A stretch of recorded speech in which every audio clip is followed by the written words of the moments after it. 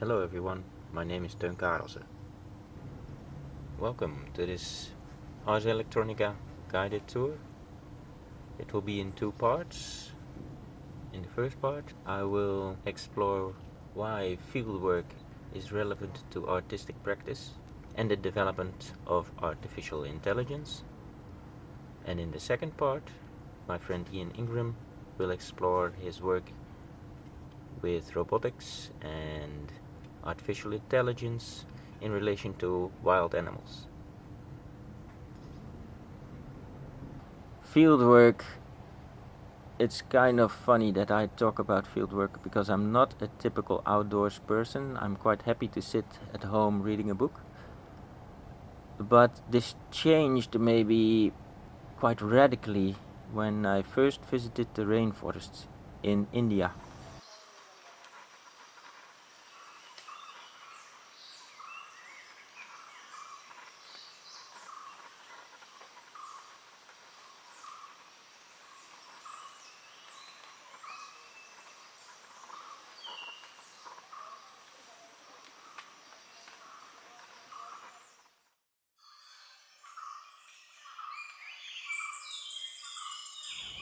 In Holland, I'm used to our landscape where you can just walk around and quietly look at a river or a stretch of forest or walk around basically on your own terms.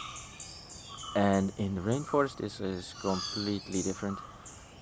The presence of other beings is relentless and inescapable. The interaction is at a level that I had never experienced before. So you're walking around and you step into something or you hear something high up in the canopy.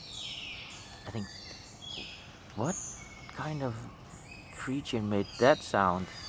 Was it a bird maybe, or a monkey, or...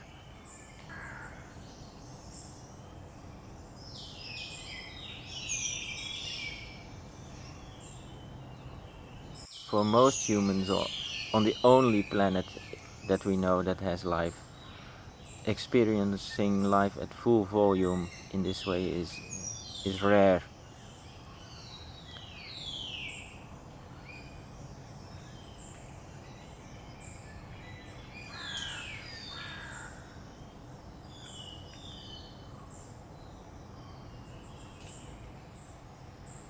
So my practice is a practice of exposure. I think we talk and act and think differently in the presence of other beings. You really work differently when you're in the middle of a sandstorm. It's not just about being in pristine nature, but any shared space I think is interesting, because that is basically, in my view, where the big challenges for us as a society lie. Beyond our front door, in the complexity of those landscapes. So I make field work programs where teams work on location. This can be a couple of days, this can be a couple of weeks. I'm interested in environmental literacy in humans, in other biological beings, but also in machines. So this leads to questions like, when you look at the development of artificial intelligence at the moment, is it problematic that machines are learning almost exclusively from humans? Is it problematic that we consider something intelligent if it mirrors our intelligence? Well, there are many forms of intelligences. Is it problematic that artificial intelligence, that these AIs are basically, their current habitat is a corporate environment? Or do these machines that are starting to sit on a chair in boardrooms and do medical analysis and analyze financial markets, is it important that they that they go out, that they meet other creatures, that they basically need training forests to hear some other voices.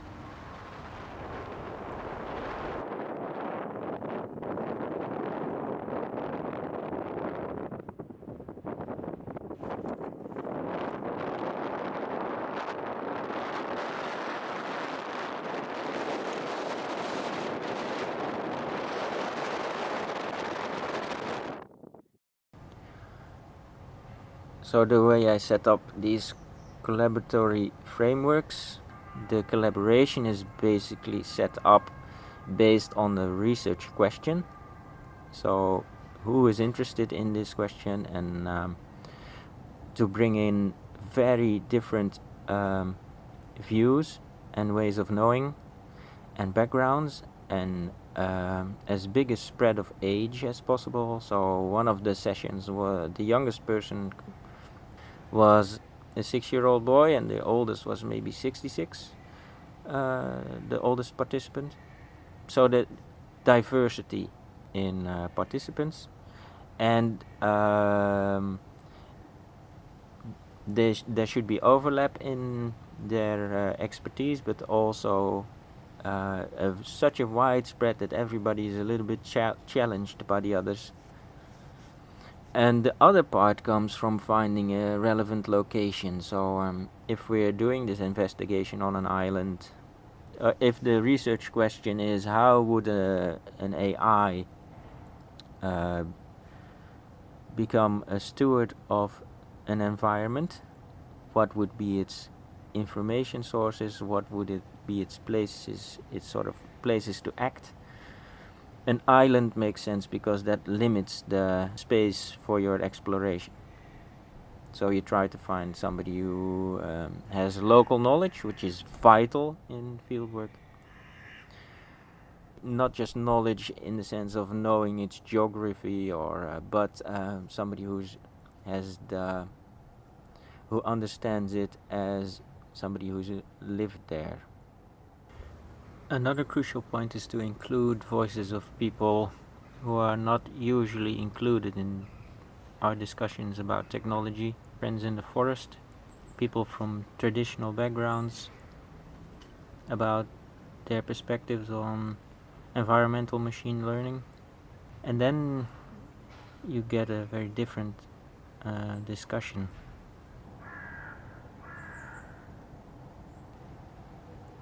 And when you work in the field, you're sort of, everybody's a little bit out of their comfort zone, and there's moments where, when you're doing a 3-hour workshop, some people are really good at that, but in field work I find that some people start to really open up when you're making the dinner, or when you're eating the dinner at night. The discussion continues and it becomes free-flowing, and a lot of things come up that wouldn't come up otherwise. So there's always room for the unexpected encounter, which I think also plays a role in Ian Ingram's work. So let's join him.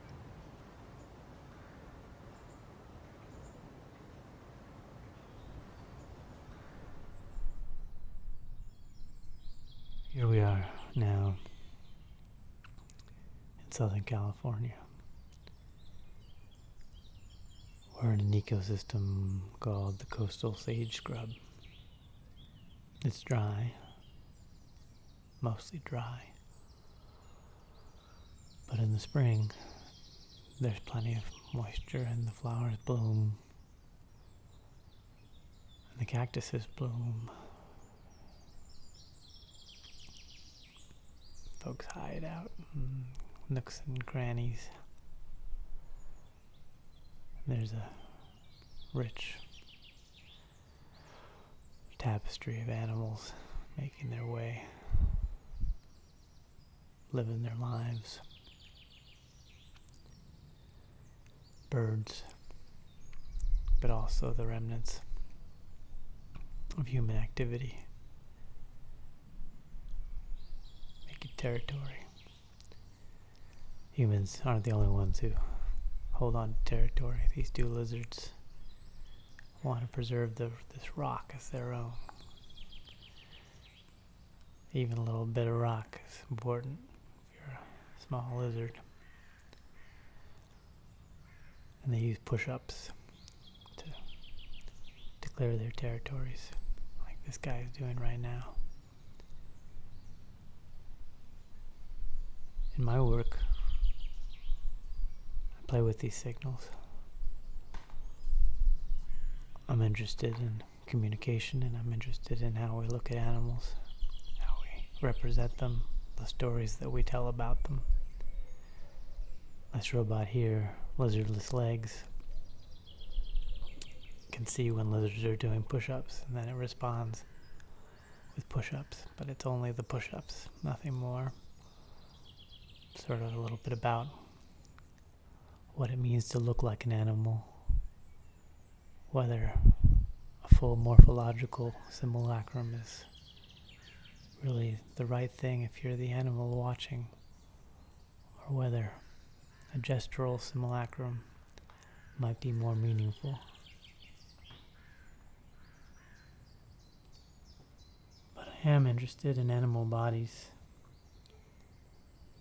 and making objects that are more allowable to the animals. Don't create as much distance. We always want to commune with animals, but in most cases our bodies don't allow us to really be in the same space with them. The forms of animals vary so much, partially because of how they need to get around.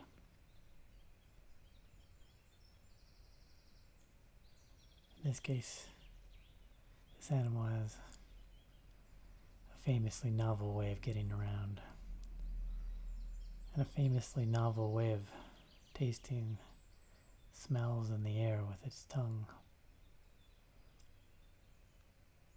Here it's moving into a position because it feels a threat, which is of course me. It's posturing. But here's a much less obvious threat. A species of plant that's pushing out all the other species of plant that are in its neighborhood. Here instead, of course, is a species of plant that it evolved with.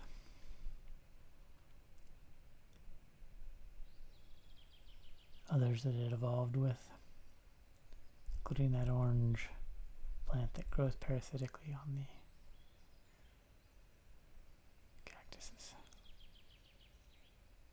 In the same way that I'm interested in how the animals see the world, what their umvelts are like, how their sensoria are different from ours, I'm also interested in how I can make new objects that have their own umvelts and their own sensoria,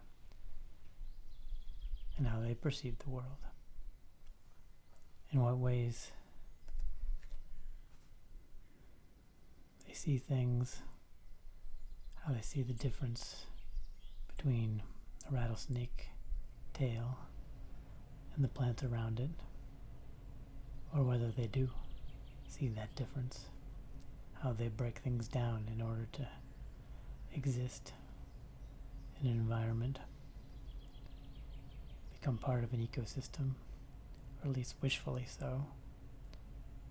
And in many ways I'm interested in that perhaps false idea of making an object, a technologically based object, that does truly belong in nature, while at the same time questioning the false dichotomy, or the dichotomy of nature and built. We've just moved from Southern California and the hot summer Mediterranean environment that we were in there to Arctic Finland. It's again spring,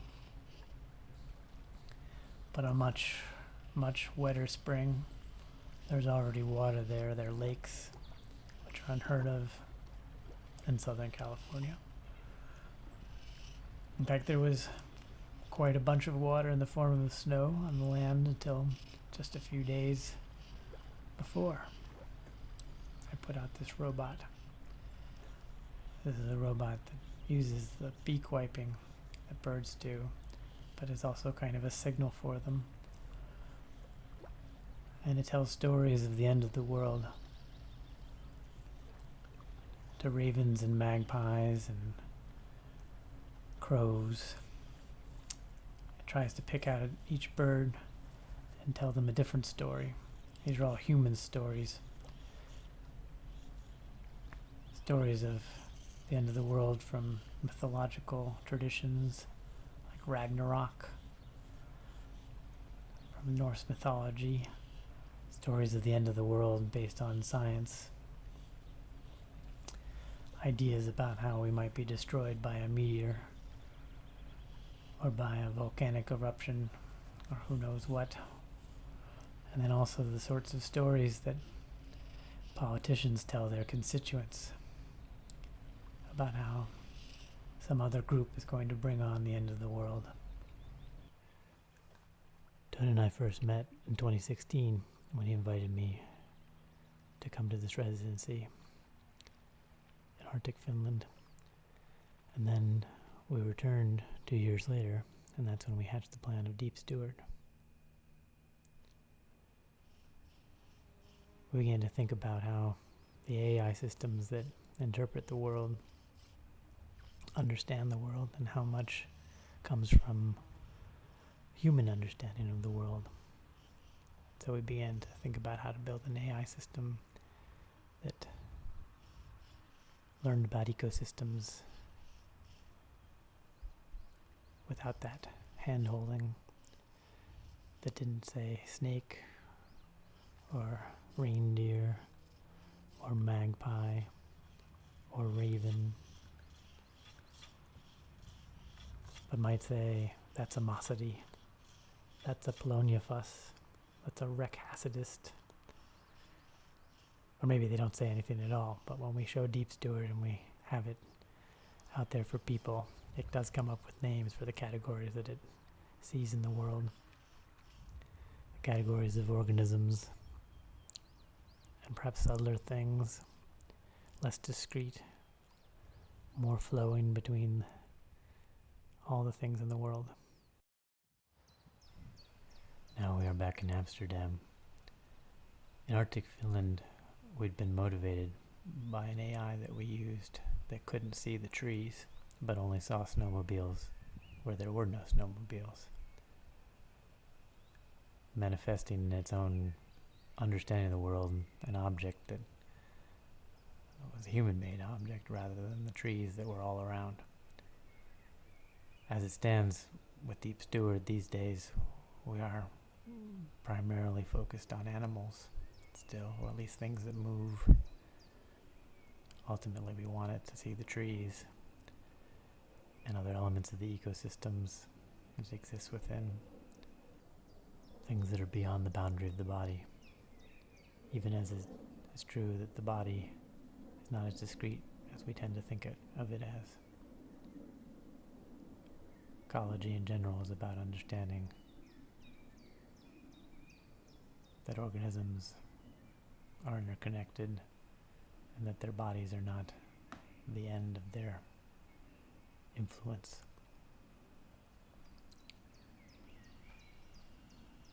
Deep Steward is meant to also be intensely local, to focus on what is immediately around it.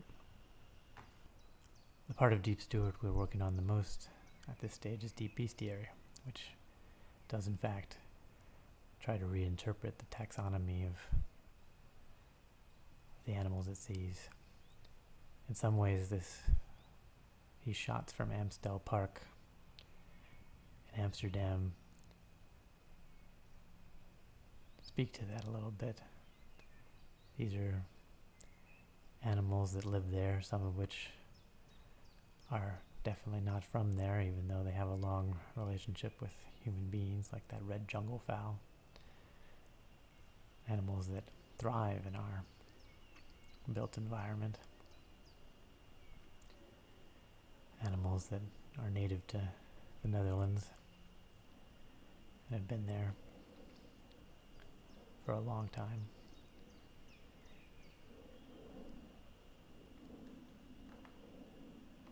Deep Steward remains predominantly a vision machine, although we plan to incorporate other streams of information into its sensorium. As a vision machine, it views the world through a narrow portal framed in a rectangular frame. This is, of course, increasingly how humans connect with the world around them, and as such, my work has often been about this, particularly how nature documentaries construct the lives of animals and make those lives like our kinds of stories. We are perhaps blinded by our vision machines, likely critically so, unable to see the trees, the animals, and the elements and processes of our habitat outside our narrow frames. However, turning a blind eye towards the dignity of nature will ultimately have consequences for human dignity.